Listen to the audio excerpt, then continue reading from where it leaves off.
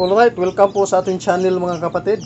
Kung bago pa lang kayo nagawi sa ating channel, welcome po, Eric Ambaking. At mga kapatid, marami-rami na po tayong sisiw ngayon. May manok at saka pabo. At talagang kinakailangan ko nang gumawa ng DIY na food feeder mga kapatid. Kasi po, kagaya nito, sa rami nila, hindi po ma-accumulate at hindi po sila mapakain ng mabuti. Kagaya nito, ito lang po ang aking nilalagyan ng pagkain.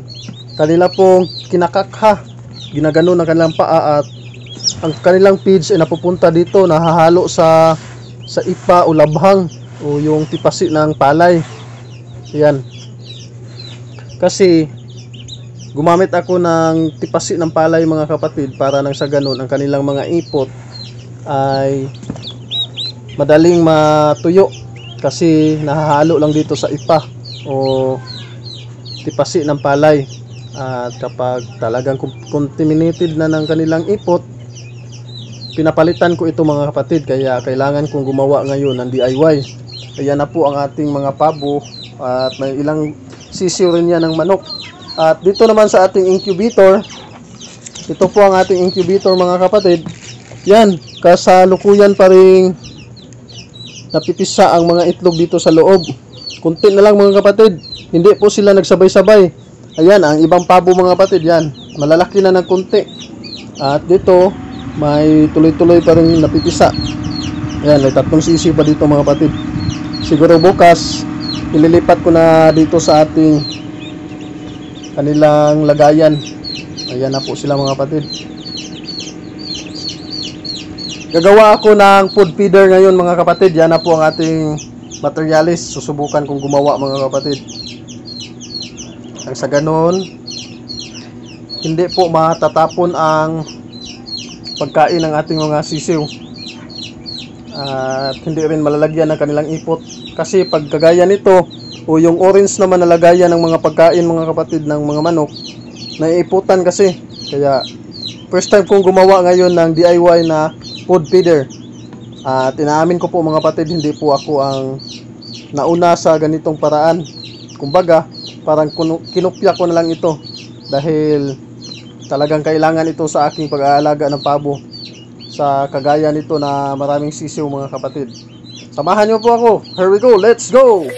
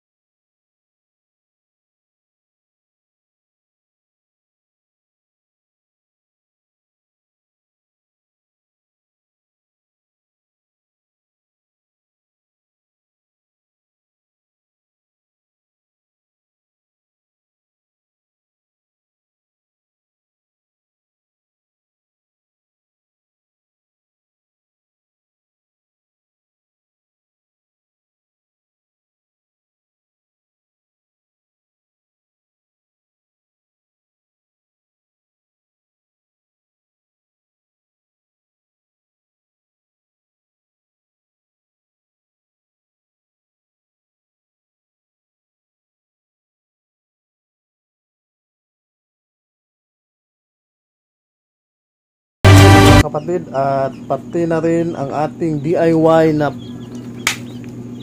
food feeder ng ating mga sisiw. Yan po ang itsura mga kapatid, yan. At yung nakikita nyo na parang pangalawang palapag, sinadya ko po yan mga kapatid para sa ganun masanay po ang ating mga sisiw. Kasi bago pa lang kasi yan, hindi pa sila sanay. At kapag nasanay na sila, aalisin ko na ito mga kapatid. At ito po ang kanilang feeds. Ayan na po sila mga kapatid. Talagang hindi po maganda pag ganyan lang mga kapatid, naiiputan tapos nalalagyan pa ng labhang o yung tipasi ng palay. Kasi kinakaka kasi nila ito mga kapatid, ito. Yan. At yan, gustong gusto pa nila talaga ang init. Kasi mga bagong sisiw pa mga kapatid. At bago natin tapusin ang video ito, magsa-shoutout muna tayo mga kapatid. Shoutout kay Alvin Gonzales. Bye, amping palagi dyan. Kay Dong Badayos, pati na rin kay Delber Vlog Official. Bye, amping palagi sa pagdadrive. At hanggang dito na lang mga kapatid, nakagawa na tayo ng DIY food feeder ng ating mga sisiw. At hanggang sa muli mga kapatid, lagi niyo pong tandaan na ang paggawa ng mabuti ay di nagbubunga ng masama. Alright, bye-bye!